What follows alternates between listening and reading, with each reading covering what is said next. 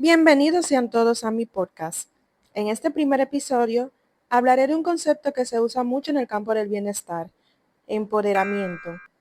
Lo hemos visto como empoderamiento femenino, empoderamiento cuando pasamos situaciones de vulnerabilidad, pero realmente, ¿con qué se come este concepto? Para ampliar más, conozcamos al creador de este concepto, Julian Rappaport, psicólogo americano, quien desde la psicología comunitaria comprendió que el empoderamiento es la capacidad de ayudar a quienes tienen menos poder.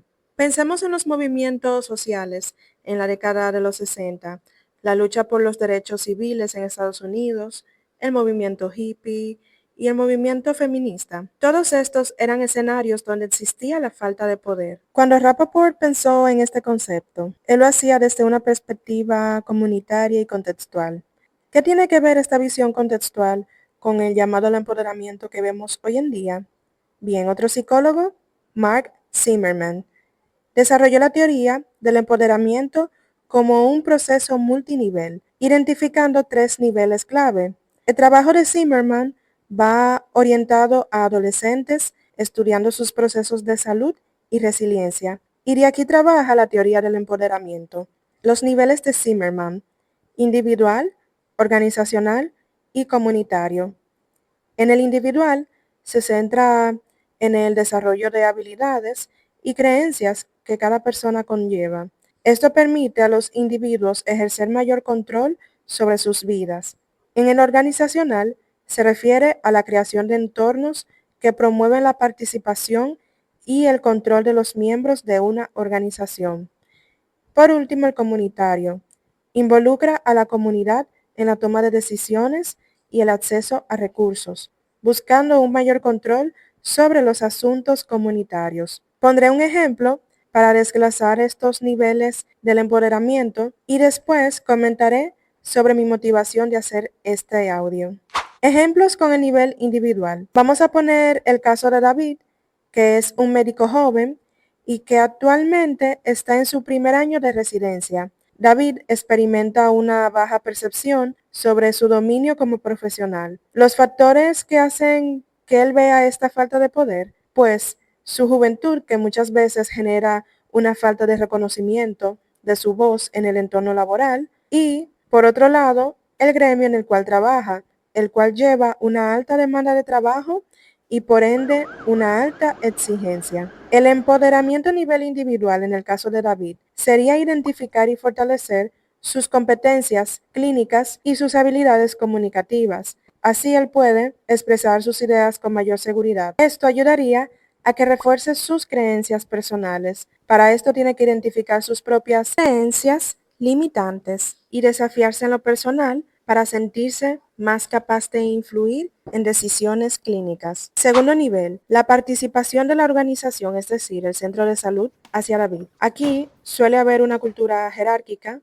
que limita la participación de profesionales jóvenes. El empoderamiento organizacional implica crear canales donde todos los profesionales, independientemente de su rango, puedan aportar ideas o perspectivas, fomentar una cultura de respeto intergeneracional dentro del equipo e implementar prácticas como reuniones clínicas, colaborativas o rotativas donde David pueda liderar casos o exponer su argumento médico.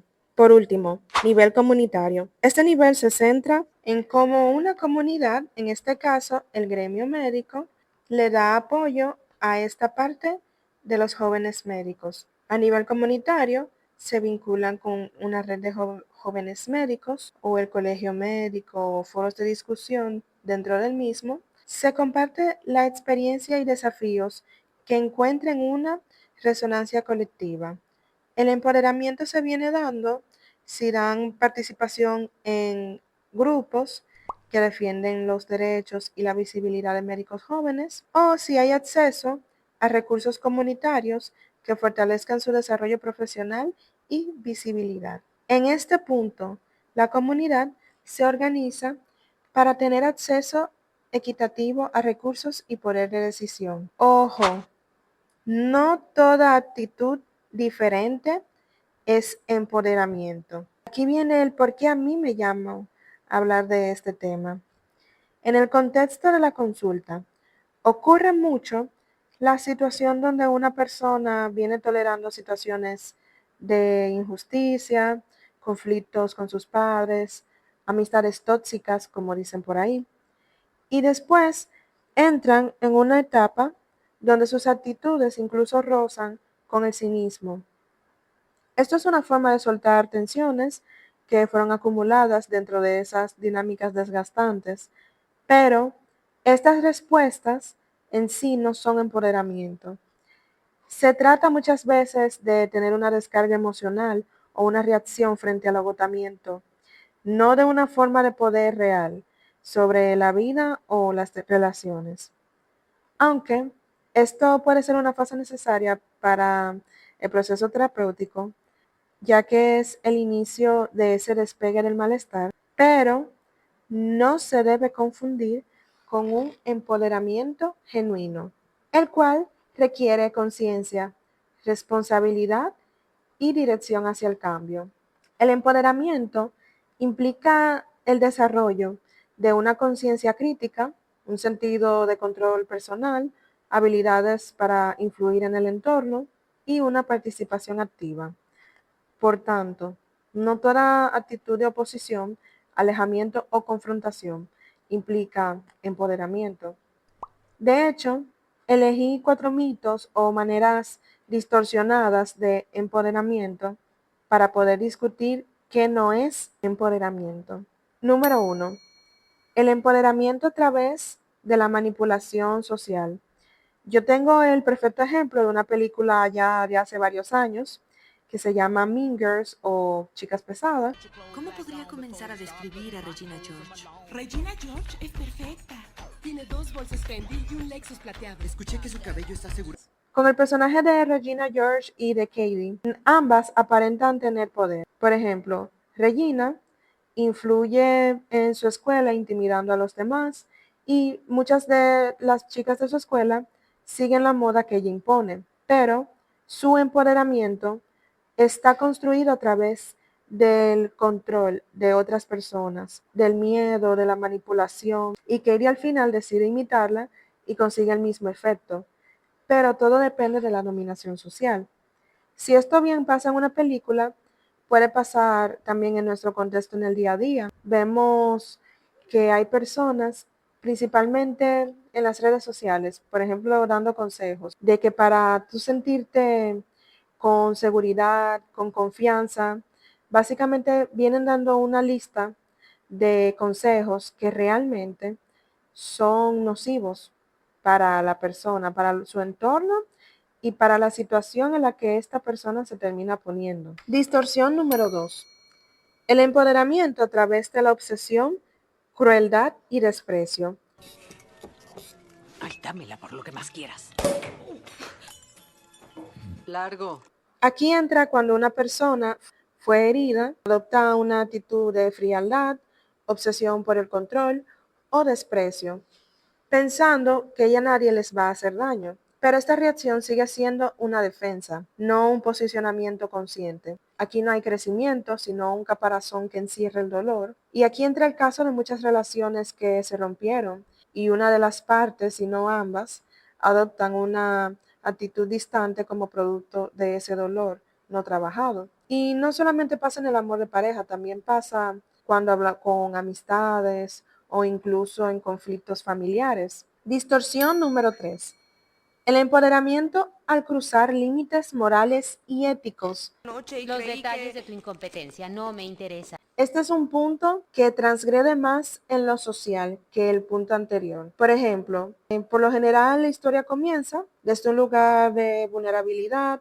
Podemos pensar en ese jefe súper autoritario que nos da dolor de cabeza y puede que su historia surja de una necesidad financiera como de una necesidad de búsqueda de aprobación. Pero conforme va avanzando en lo laboral, su empoderamiento se distorsiona al justificar acciones destructivas como un símbolo de fuerza y de control. El empoderamiento no implica atropellar a otras personas. El verdadero poder no tiene por qué desconectar de los valores, sino que hace que se integre al crecimiento personal. Último mito. El empoderamiento a través de la validación externa. Ay, ay, ay. Las influencers. Vamos a las redes sociales, venden un mundo de amor propio señalando en sus historias, en sus publicaciones, un mírenme, soy suficiente porque todos me admiran y solamente ilustran una vida perfecta. Creer que somos más valiosos por recibir likes, por fama, por aprobación y reconocimiento, lleva a una trampa emocional de que en algún momento esa persona va a chocar reiteradas ocasiones con la idea de que nunca es suficiente. El verdadero empoderamiento se sostiene desde dentro, desde la autoestima, la seguridad, no de la adulación externa. Es como dicen por ahí, el verdadero lujo no es aquel que hace ruido. ¿Qué veo en común en estos mitos? El ego. Ay, sí. Existe una autograndiosidad, lo cual lleva a conductas que a veces pueden llegar a ser erráticas, solo con el tal de esconder ese dolor que no ha sido trabajado. Eso que genera miedo a la exposición de las vulnerabilidades. Como dicen Abraham Maslow, el crecimiento y las mejoras pueden venir del dolor y el conflicto. Si esta información resuena contigo, deja tu comentario y te invito a que me sigas en mi perfil en Instagram, @psicosite.rd. En el link dejaré la lectura del mes, Cuestión de Límites. Este libro te puede ayudar a puntos esenciales del empoderamiento, como lo son el control personal y las habilidades para influir en el entorno. Muchas gracias.